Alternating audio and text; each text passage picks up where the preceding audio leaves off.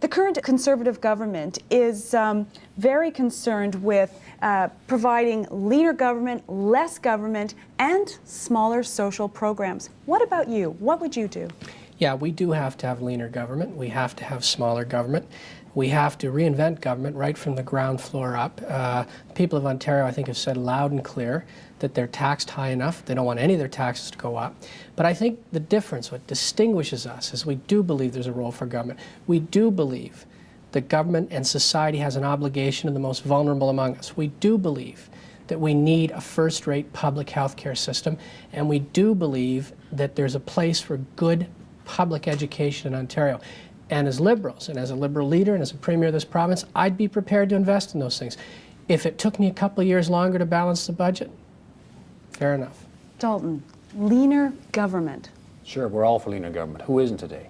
But I think one of the things that bothers me most about the Harris government is that they fail to understand the importance of investment when it comes to people. For instance, there are too many low birth weight babies being born today in Ontario. There are too many children growing up poor in Ontario. They've eliminated junior kindergarten. But everybody knows that if you get the first 3 years right, the child is set for life. If you get those wrong, we all pay for it for 70 or 75 years. There's a famous American study that says if you spend $1 up front, it saves you $7 later on. I'm a little bit puzzled because I keep hearing leaner government and then I hear more spending. Leaner government, Gerard? Sure, but I don't even accept that as a description of what the Tories are doing. Let me give you an example. Consumer and Commercial Relations, they deregulated several industries. For example, the inspection of elevators and roller coasters and Ferris wheel, now done by the same people that build them.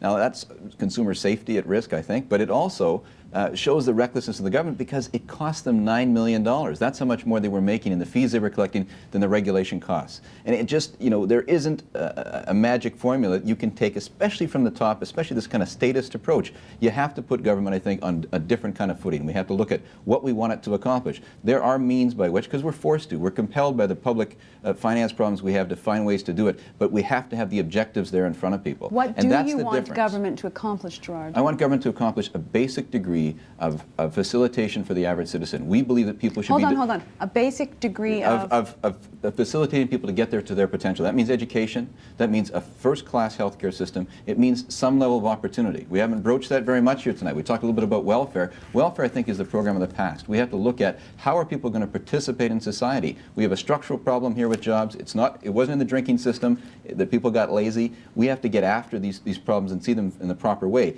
Government can only be sized to fit that. Gerard, it doesn't sound to me as if you're describing a leaner government, are you? Certainly. I think that there are ways that in each of those programs where we can rely less on government, perhaps more on the community in terms of things. For example, there are people that go to the doctor, and every doctor I've talked to has them for social reasons. Why can't we have nonprofit organizations hooked up with some of the integrated health services we'd like to see? A role there for community volunteers, an ability in essence to still provide and even enhance what we've got to do. This is a character test for Ontario. How much of our ingenuity are we using? How are we being able to marshal the response? Is he talking about leaner government, do you think? No. And I mean, it sounds reasonable, but I mean, the difficulty and what we need is experience and understanding that, yes, and as Liberals, we can't have it both ways. Can't say we're going to balance the budget, spend more money, create the best social programs, but there's no reason why, if we have our priorities straight and we're prepared to look at government, there's no reason why we can't do it better.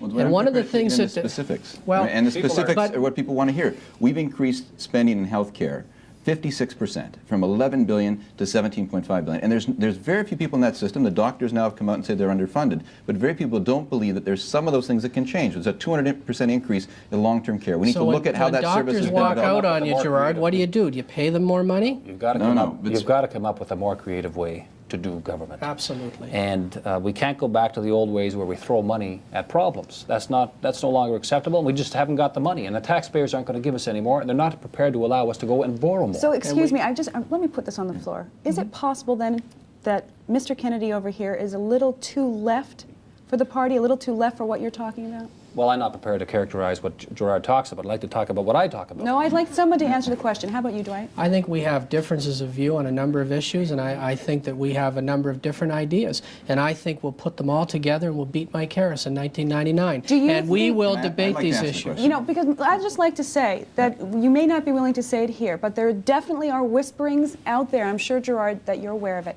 People are saying Gerard Kennedy is too left for the Liberals in the fiscally conservative 1990s. Well, I'm certainly left to Mike Harris. I think that there's a need, though, to see a liberalism, and I think people are willing to discuss it, a liberalism that doesn't throw our values out first. We want to know what the price is going to be. We have to make savings in the deficit. We want to know what the cost is going to be in healthcare, because that cost is being exacted today in less kidney dialysis for people, in rations in terms of every health procedure that we offer. So those things need to be part of a public debate, and I think the Liberal Party has to help to fashion that. Now, that doesn't mean that I'm advocating bigger government. It means, though, we take that process into account. We make sure that our decisions have reference to the public, and we're not going to do them behind closed doors with hospital restructuring commissions with a whole level of government that I think is going to discredit government. You want to answer the question now? Yeah, I want to speak in defense of Gerard. I think he's a wonderful addition to the caucus, and I intend to ensure that he plays a very prominent role in my cabinet.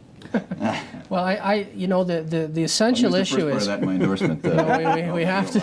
we have to be careful that we don't confuse liberal values with bigger government, and programs that don't work. I mean, let's acknowledge that a lot of the Great Society programs haven't worked. Welfare hasn't worked. We have spent trillions and trillions of dollars to break this. Gerard, I listened patiently to you, now, and I'm not suggesting for a moment that you were, but I'm saying we as liberals have to be prepared to say, what are we going to do to fix welfare? Does it involve spending more money? Would I simply increase the benefit again? No. Would I tear the Ministry of Community and Social Services down and look at new ideas around new welfare system or something we don't even call welfare? Absolutely. Guaranteed annual income was mentioned by one candidate. If we want to form a government and we want to earn the trust of the people of this province in 1999, we better be prepared to be creative, and we better be prepared to say how we're going to do it. Gerard, please, can you answer this challenge? The current government reduced welfare payments by 21.6%.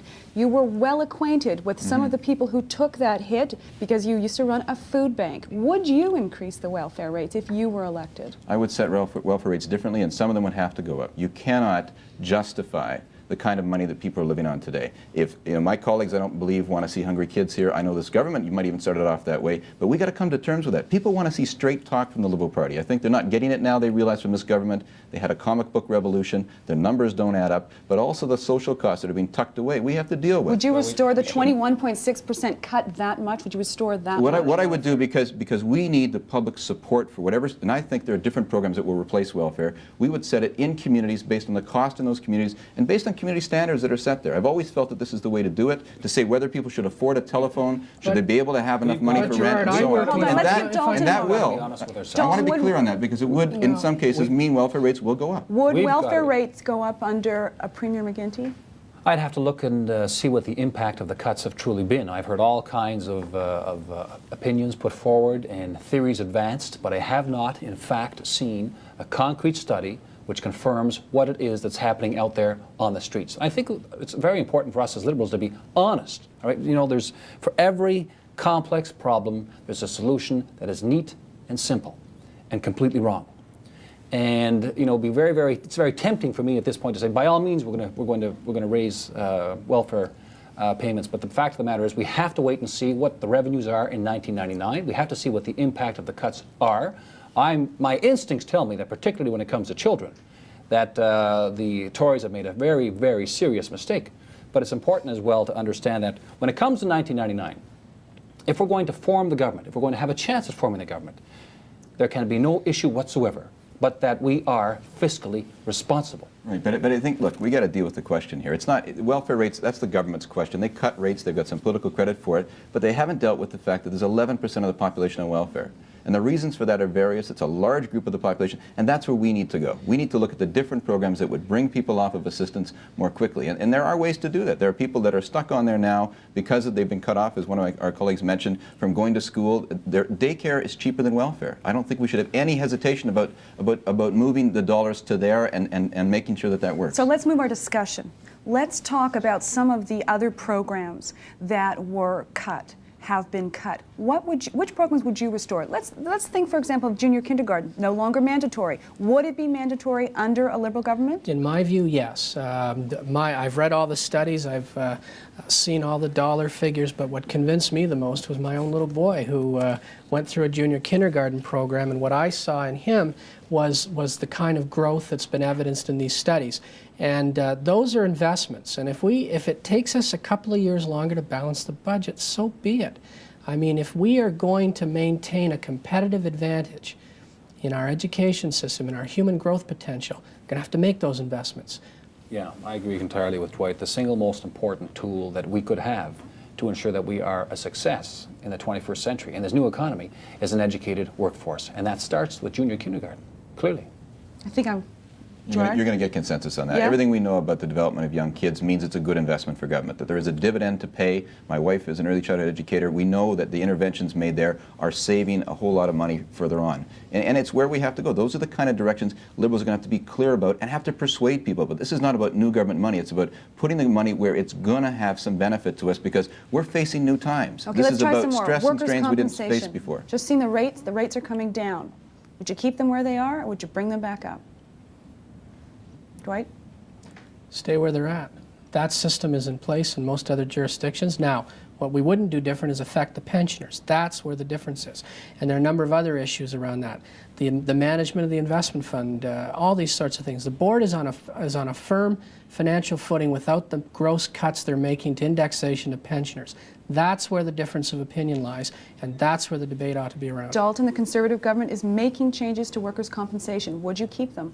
I'd keep those changes. You would bring the rates down? Yes. Keep them down. Gerard? Yeah, I'm not so sure I would keep the changes. I think that the rates are based on an actuarial outlook. There's an $8 billion surplus there. There's a need to move that fund to a current footing. But the rate over which we do that, I think, is subject to some debate. I think payroll taxes are problematic for a lot of industries out there, but we need to reconcile the original idea, the one that's been changed now from 1914, is it's cheaper to have that liability contained than it is to have private insurance out there. And if that's no longer true, then that's the basis under which we should make the change. We've just got a few minutes left, but we've got some very unhappy doctors in this province right now.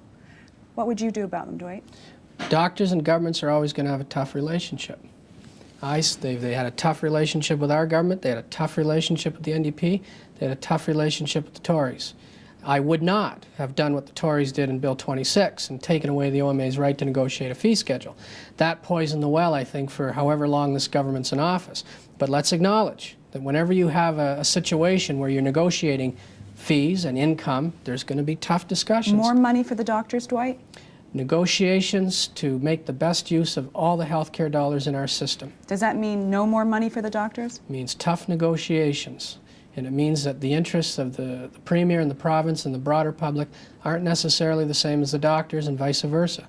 But it does mean that we have to be prepared to negotiate in good faith, and it does mean, but our first priority has to be to preserve public health care in Ontario. Did that mean more money for the doctors, Dalton? I'm not sure what it meant, but I can tell you that one of the most important elements in our healthcare system is the goodwill of our physicians and our nurses and all of our healthcare practitioners. And whenever we lose that, that cannot but help but have an impact on patient care. It means the same thing you're saying. Yeah, it sounds like the same thing. Sounds Gerard, like, looks like what it, would you sounds do? like it.